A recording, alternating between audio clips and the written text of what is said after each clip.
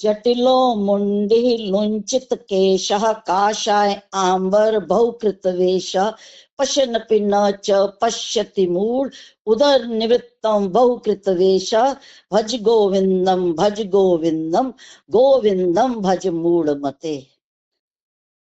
शंकराचार्य जी ने जो भी ये संदेश दिया है, ये सोए हुए मानव को जगाने के लिए किया है।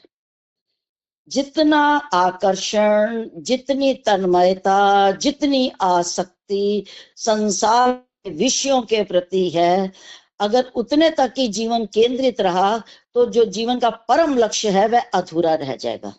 इसीलिए हमारे यहाँ पुरुषार्थ का अर्थ है पुरुष जो चाहता है। पुरुष क्या चाहता है? पुरुष चाहता है सुख चाहता है। पर परम पुरुषार्थ क्या है? परम पुरुषार्थ है वह सुख जो आए और जाए ना। तो जो आए और जाए ना वो परम पुरुषार्थ क्या है? वो है आनंद, वो है मेरा अर्थात जीव का अपना स्वरूप, अपनी वास्तविकता। तो जब परम पुरुषार्थ की प्राप्ति हो जाती है तो फिर जीवन चलाने के लिए किए जाने वाले जितने भी जिसे कहा जा सकता है प्रयत्न हैं या आडंबर हैं, वो फिर होते हुए भी हमें अपने जिसे कहते हैं चक्र में बांध नहीं पाते, हमें अपने तक केंद्रित नहीं कर पाते। ये सब रहते हैं, इन सब का अस्तित्व भी है, पर अगर वह अपने स्वरूप तक ले जाने में बाधक हैं, जो अपना जीव का स्वरूप है अगर उसमें वह बाधक है तो वो सारा का सारा व्यर्थ है। इसीलिए प्रपंच पर जो है जो आसक्ति है, तो प्रपंच पर और आसक्ति पर चोट करते हुए शंकराचार्य जी कह रहे हैं जटिलो मुंडी, कि कोई कितने भी आडंबर रच ले, कि अपना सिर मुंडा ले, जटिलो मुंडी, या बड़ी बड़ी जटाएं रख ले, जटिलो मुंडी लुंचित केशा, और केशाओं को लुंचित मैंने नुचवा ले, एक एक केश बाल को जो नोच ले, अलग कर ले, जटाएं रखे या उनका लुंचन कर ले। जटिलो मुंडी लुंचित केशा काशाय आंबर बहुकृत वेशा, चाहे वो काशाय वस्त्र धारण कर ले, गेरुए वस्त्र धारण कर ले, या बहुकृत वेशा, या अन्य अनेक अनेक प्रकार के वेश धारण करे। किसके लिए वेश धारण करे? जटिलो मुंडी लुंचित केशा काशाय आंबर बहुकृत वेशा पश्यन्नपि न च पश्यति मूढ़। ये ऐसा मूढ़ है, ये देख करके भी नहीं देखता, ये देख करके भी अनदेखा कर देता है। किस चीज को देखकर अनदेखा कर देता है? कि जो जीवन का लक्ष्य है उसे प्राप्त करने में वह अपने आप को प्रेरित नहीं करता, और सिर्फ जो संसार के क्षणिक सुख है, जो मात्रा स्पर्श है, उन्हीं तक की जिसने अपने आप को केंद्रित किया हुआ है। भगवत गीता में है ना, मात्रा स्पर्शास्तु कौनते है, और जितने मात्रा स्पर्श का अर्थ है जो इंद्रियों से प्राप्त होने वाले सुख हैं। तो जो मात्रा स्पर्श से सुख प्राप्त होता है उसमें शीतोषण सुख दुख का रूप रहता है। कभी वो सुख देते हैं, कभी वे दुख देते हैं, और इनकी प्राप्ति तक की केवल उदर निवृत्ति तक हो जाए। जो हम किसी भी प्रकार का कर्म कांड कर रहे हैं, चाहे वह लुंचन की केशों का लुंचन हो, चाहे जटाएं रखी जाए, ये सारा का सारा कार्य व्यापार कहाँ तक सीमित है? उदर निवृत्तम, उदर पूर्ति के लिए।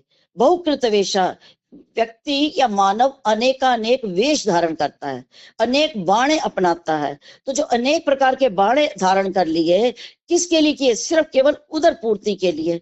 तो जीवन कहाँ तक केंद्रित होकर रह गया? सिर्फ अपने आप को किसी भी तरह से स्थापित करने के लिए, चाहे वो स्थापना का रूप अर्थोपार्जन हो, चाहे वह किसी भी स्थान विशेष पर जाकर के अपना महत्व प्रदर्शित करना हो। ये सारे क्रिया व्यापार, सारा कर्म कांड सब व्यर्थ है अगर आपने इस मानव जीवन को लेकर के इसको व्यर्थ गवा दिया।